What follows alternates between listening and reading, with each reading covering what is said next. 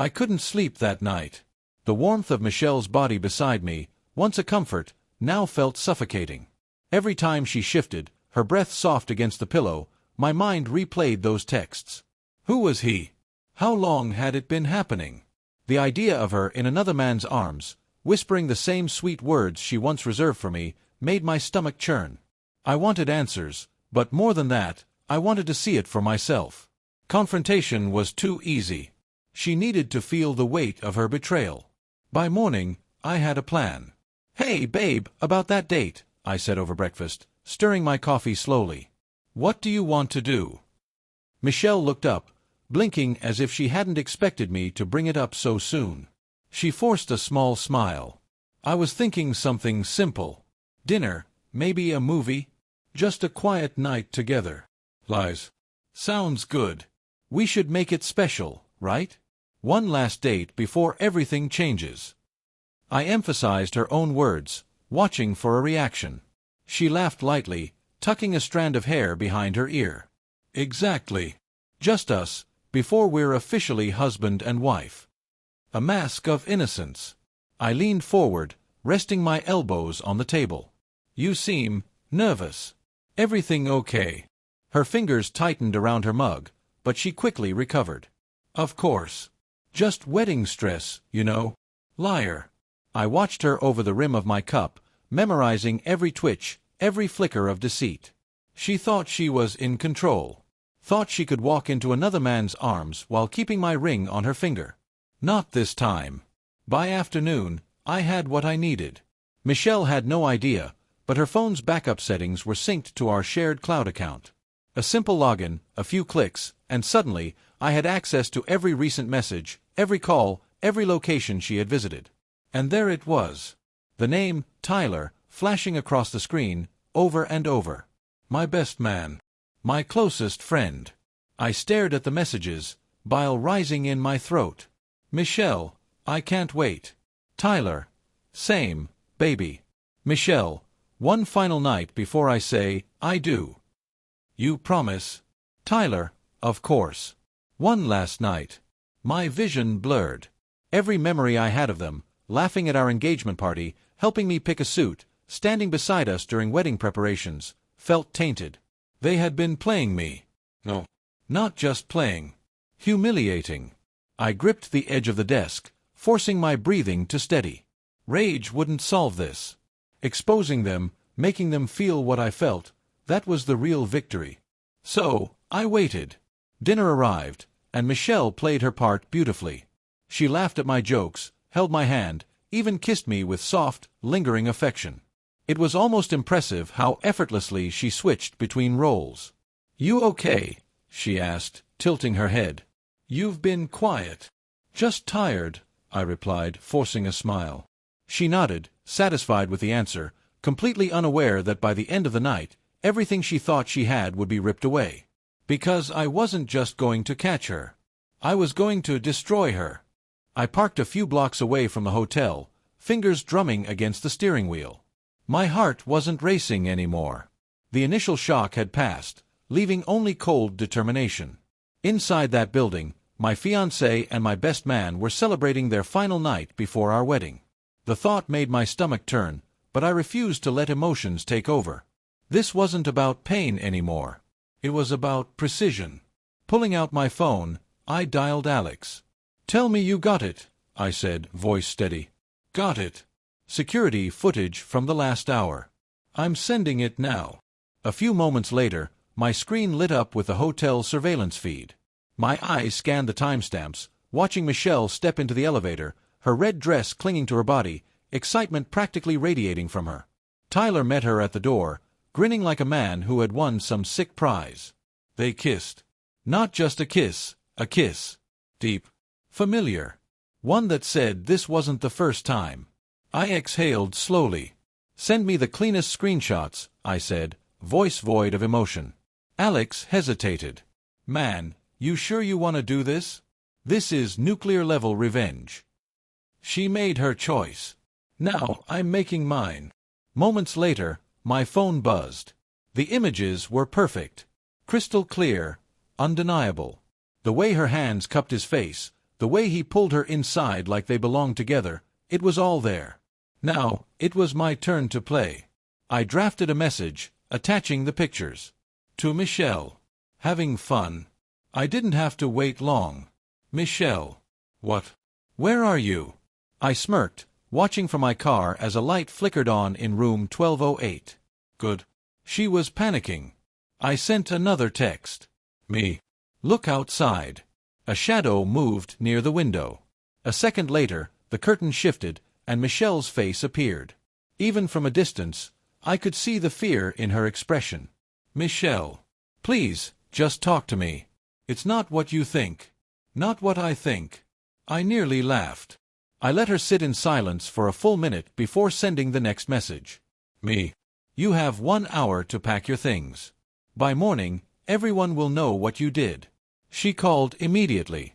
I didn't answer. Then another call. Then Tyler's number flashed across the screen. Ignored. This wasn't a negotiation. I sat back, watching the chaos unfold. Soon, the entire world would know the truth. The clock ticked past midnight as I watched my phone light up with incoming calls. Michelle. Tyler. Even a few mutual friends. Their desperation bled through the screen, but I refused to acknowledge it. Let them squirm. Instead, I focused on executing the next phase of my plan. Exposing them in the most humiliating way possible wasn't just revenge, it was justice. With a few taps, I accessed the mass email I had drafted earlier. The recipient list was extensive: wedding guests, family members, co-workers, even Michelle's parents. Attached were the incriminating texts and hotel footage. The subject: the wedding's cancelled, here's why. I hovered over the send button, savoring the moment. The pain they had inflicted, the betrayal they had orchestrated, it was all about to come crashing down. A final deep breath. Then, I pressed send.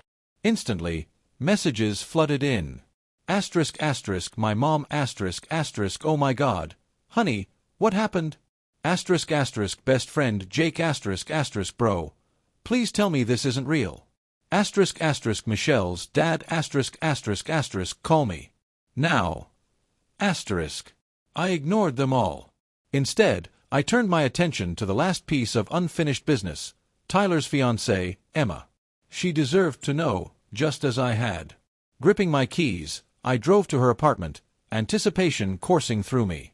She opened the door in pajamas, hair tousled from sleep. Confusion flickered in her eyes. Hey, everything okay? She asked, rubbing her eyes. I didn't speak. Just handed her my phone, letting her scroll through the messages. The color drained from her face. Her fingers trembled as she reached the images. The moment she saw Tyler's arms wrapped around Michelle, something inside her cracked. That bastard, she whispered. I nodded. Tears welled in her eyes, but her expression hardened. What are you going to do? She asked. Nothing, I said, stepping back. I've already done enough. Now it's time to disappear. And with that, I left. By morning, the world would know the truth. And I would be gone. Morning light spilled through my apartment window as my phone continued buzzing relentlessly. I didn't bother checking it. I already knew the messages were a mixture of shock, anger, and desperation. Last night, I had set fire to the carefully constructed lies Michelle and Tyler had built, and by now, the ashes were settling. A sharp knock at my door jolted me from my thoughts. I took a slow breath, already knowing who it was. I opened it. Michelle stood there, her eyes red and swollen, mascara smudged down her cheeks. She had barely managed to throw on a jacket over the dress she had worn to meet Tyler, making her look disheveled and utterly pathetic. Please, she croaked. Just talk to me. I leaned against the doorframe, arms crossed. Talk? About what? How you wanted one last night with my best man before our wedding. She flinched. I made a mistake. No, I said calmly. You made choices. Over and over again. Her lip trembled. I was scared. Everything was moving so fast, and I Asterisk. Asterisk, stop. Asterisk, my voice was sharp, cutting through her pathetic excuse. Asterisk, you weren't scared. You were selfish. And now that everyone knows what you did, you're here begging for forgiveness. But we both know you don't regret cheating, you regret getting caught. Asterisk. She shook her head furiously. Asterisk, that's not true.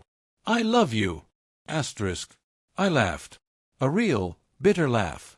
Asterisk. You love me? You had an entire affair with a man who was supposed to be standing beside me on our wedding day. Asterisk. Tears streamed down her face. Asterisk. I was going to marry you. Asterisk. Asterisk. And I was going to spend the rest of my life with a woman who stabbed me in the back. Asterisk, I sighed, stepping back. Asterisk. But that won't happen now. Because we're done, Michelle. You don't get to cry your way out of this. Asterisk. She reached for my arm, but I stepped back, her fingers grasping at empty air.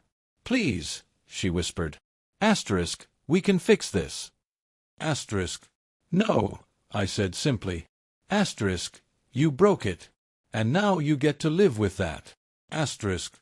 Her face crumpled. I didn't feel sorry for her. Not one bit. I shut the door. Leaning against it, I let out a slow breath, a strange sense of relief washing over me. For the first time in weeks, I felt weightless. I picked up my phone, scrolling past the dozens of missed calls and messages, until I found one. Emma. Asterisk, asterisk, Emma, asterisk, asterisk, you okay? I smirked, fingers hovering over the keyboard before typing back. Asterisk, asterisk, me, asterisk, asterisk, asterisk, never better. Want to grab coffee? Asterisk. A few seconds later, her reply popped up. Asterisk, asterisk, Emma, asterisk, asterisk, thought you'd never ask. I grabbed my keys. Michelle and Tyler had lost everything. And me. I was finally free.